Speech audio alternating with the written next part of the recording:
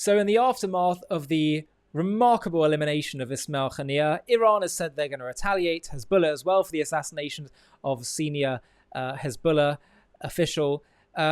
Israel has said some very clear statements about what's going to happen if they face any response from them. And I want to read to you what's been said at the command center. Gallant, the defense minister in Israel, has said that Israel is preparing for a quick transition to offense should Iran or Hezbollah dare to attack the country. Defense Minister Gallant said Monday the military must prepare for a quick transition to offense during a visit to the Israeli Air Force's underground command center in Tel Aviv, and heightened tensions over an anticipated Iranian and Hezbollah attack on the country. This is being reported by the Times of Israel.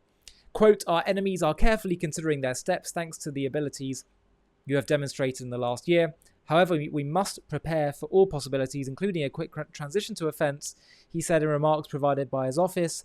Gallant observes the IF's preparations in light of security developments, as well as the possibilities of offensive action in all combat sectors, the Defense Ministry said. Gallant and the IDF Chief of Staff, General Herzi Halevi, meanwhile, held assessments with the United States CENTCOM Chief General Michael Kurilla, who arrived in Israel as tensions grew. The IDF said the meeting focused on security, strategic issues, and joint assessments in the region as part of the response to threats in the Middle East. Separately, the chief of the IDF Northern Command told mayors and local council heads in northern Israel that the military's offensive plans are ready for a potential escalated conflict with Hezbollah. "I want you to know that our offensive plans going forward are ready, and we're prepared for this in all aspects, from me to every single one of the soldiers," Major General Ori Gordon told the mayors Sunday. "We've attacked and destroyed a lot in the last 10 months, but we still have work to do. We're determined and committed," he added. According to remarks released by the IDF a day after the meeting, several reports have indicated that Iran and Hezbollah are likely to attack Israel in the coming days or weeks following last week's back-to-back assassinations of Hezbollah military chief Fuad Shukr in Beirut by an Israeli airstrike and Hamas terror group leader Ismail Haniyeh in Tehran. Iran has blamed Israel for Haniyeh's death and has vowed to retaliate. In April, a massive drone and missile attack from Iran was foiled by a coalition made up of Israel, the USA, Britain, France, Qatar, Egypt, Jordan, Saudi Arabia, the United Arab Emirates, and Bahrain.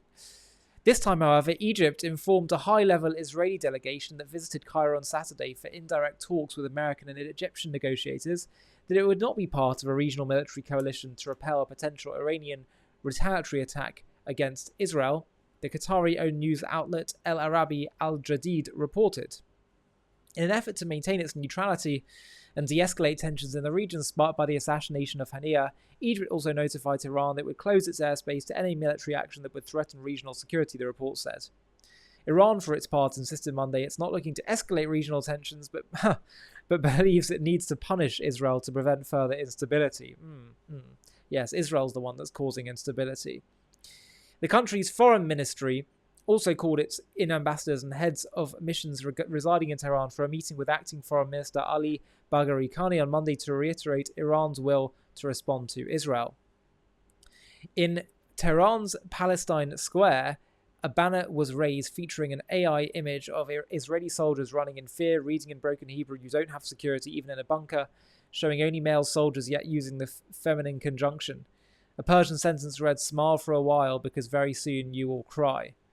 Meanwhile, it seems Israel penetrated the heart of the Iranian capital to get rid of Haniyeh. Meanwhile, in the lead-up to a potential attack, Iran told pilots and aviation authorities to avoid using its airspace, the Wall Street Journal reported. It also issued a notice to airlines known as NOTAM, warning of GPS disruptions over the country. The significance of the disruptions was not immediately clear, nor who may be behind them, though GPS disruptions are sometimes used to confuse the targeting of precision-guided missiles. Jordan gave its own NOTAM, requesting all airliners landing at its airports carry 45 minutes of reserve fuel in what experts see as a precautionary measure in case an attack by Iran against Israel. So it seems like, it's unclear exactly how things are going to develop, just as it was unclear what was going to happen in April. But what's absolutely clear is that Israel are rightly saying that any escalation will face an offensive action. Israel has to maintain escalation dominance, always. That's the way you deter your enemies. And when people think of offensive, they sometimes think of it as different to defensive, but actually it's all defensive. It's all just trying to maintain security to protect your people, in Israel's case.